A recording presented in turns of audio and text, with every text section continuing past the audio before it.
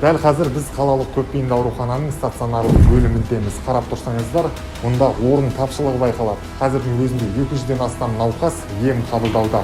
Және де мамандардың айтуынша, науқастардың саны күннен күнге артып келеді. Олардың көбісі вакцина алмағандар және де той-томалаққа қатысып, індет жұқтырғандар дейді.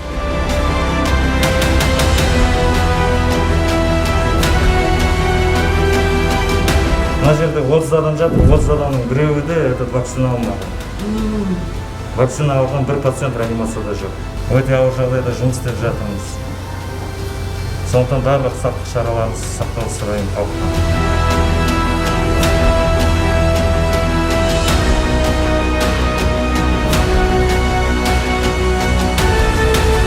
Мен өзім скорыймен келдім, қатты ауырған уақытта скорый әкелді.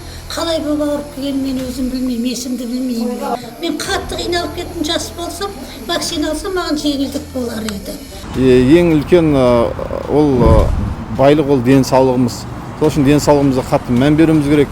Әр азамат өзінің осы денсаулығына қарап, осы індеттен аман-есен құтылуымыз үшін ауызбірлік ынтымақпен айтқандарға бағынып, осы қиыншылықтан аман-есен өтуіміз керек.